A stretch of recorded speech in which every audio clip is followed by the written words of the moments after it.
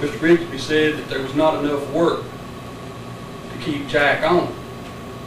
We need to lay him off. So I would like for you to just maybe break down last week and the beginning of this week what Mr. Owens' his job has been for the city, because if there's no work in the park and we've got nearly new streets, and the reason I'm going by that is there's a stop sign right over here by Mr. Edwin Blackwood's house. It's been down for 2 weeks. By law, you've got 24 hours to put that sign back up. If you don't, and somebody has a wreck, the town is responsible. So, He has actually put this on numerous times. It's In the still last 2 weeks. Yes. He Yes, comes, not. he comes in here discussing. I go by there every day. He comes in here discussing, puts the records down within 15 minutes, 30 minutes, so it's okay,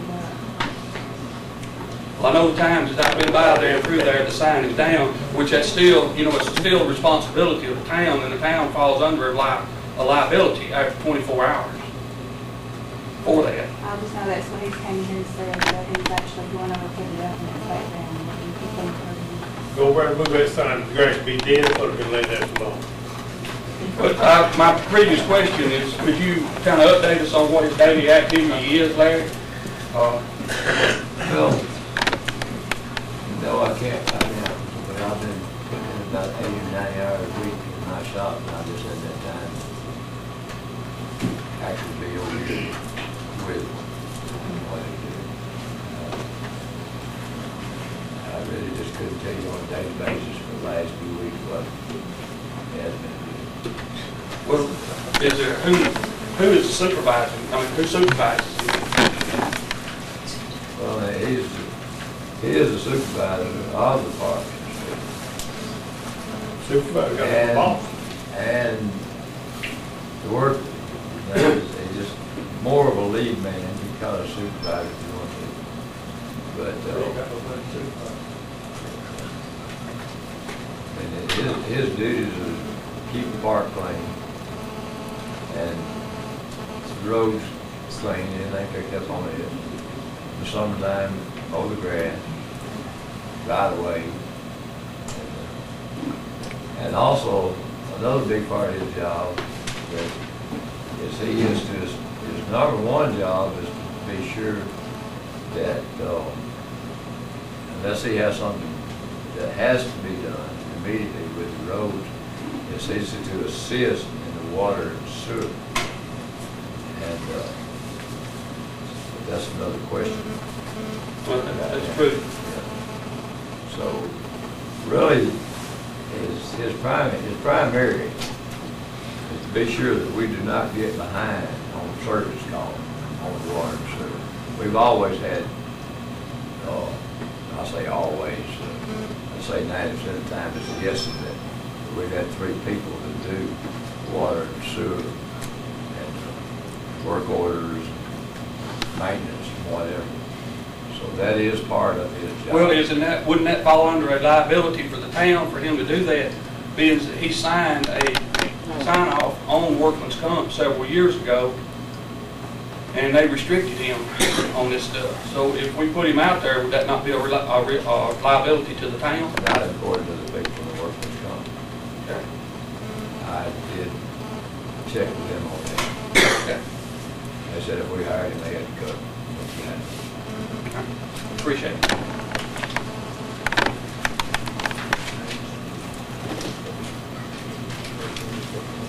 Jerry Jones?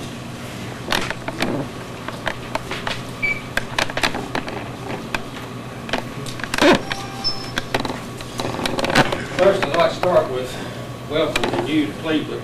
I know that you probably already figured out that there's controversy up here. Perhaps you should get your feet wet into that. But I do know several attorneys that do know you, and every one of them's been very complimentary of you, so that was good to hear. What we found out from Larry, too, that we're looking to get.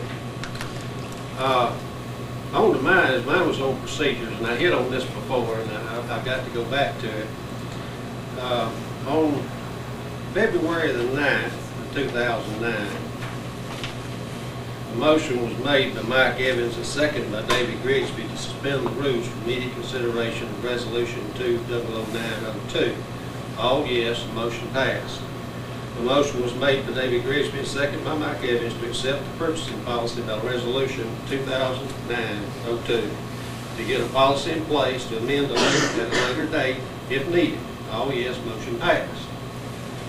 Larry, I ask you, and I'm going to regress just a minute and make a statement for everybody here that never once, no matter how many times y'all insist on putting it in the paper, has there ever been an argument about these lights.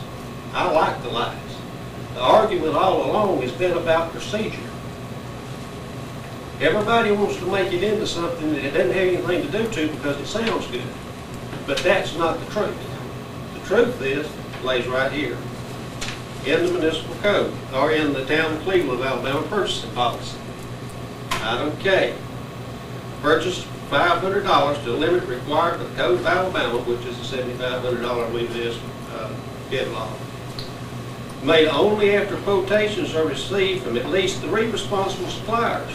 These quotes will be included with the requisition.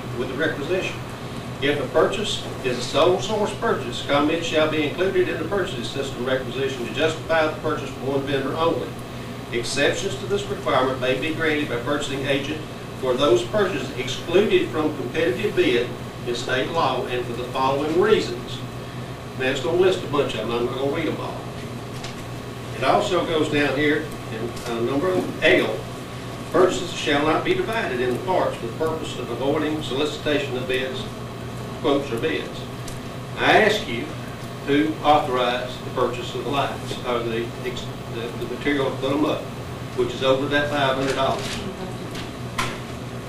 I also ask you to authorize the renting of the lift truck. You finally said you did. So would you please explain to us in here where it gives you the authority that you told me you had to do that? Jerry, actually, the whole council had authorized that in October in the budget. That was put in the budget for that to be spent for the lifts, the lights, everything. How did you know? Because It's not in the minutes. I can go and get what I hand wrote down and show you. It's not in the minutes, Deborah. What? They approved the budget knowing what was in the budget. Deborah, there was $6,900 and change appropriated for the lights. There wasn't anything about any more going above that, anywhere. All that was in the budget. Okay, we'll get that requisition too. But you can't just write it down on a piece of paper and not put it in the minutes. According to the league municipality, because I asked him after you asked this that last meeting, he said if it's in the budget, it's in the mayor's actually. That's right, but it's got to be in the official budget. Your budget's at the first of the year, not in October. Actually, we hadn't had budget for 4 years. That's really. That's not my fault. Kind of due, but we did have a budget starting October. And that's the first of our year, September 30th. I understand. But where in the budget? Where did you vote in that budget? Where does it show that specifics? Now, my next question is on the same thing. You just did exactly the same thing again. You authorized $1,500 for the expense, and you didn't follow your own. So I've said all I need to say. I mean, it don't make any difference. No matter what we say, it just absolutely makes no difference whatsoever. You just did the same thing again. Didn't make any difference if it's in your own paperwork. You just did the same thing over again.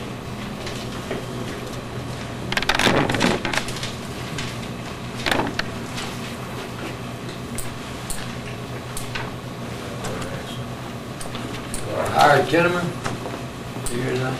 Thank you, Mayor. I don't want to see that. If it's all handwritten in there, looks like this.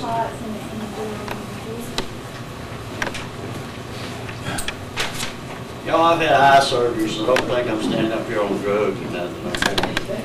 I don't think I have any enemies in the room. Every nail in my house comes from Mike's. Hell, I watched Jeremy grow up.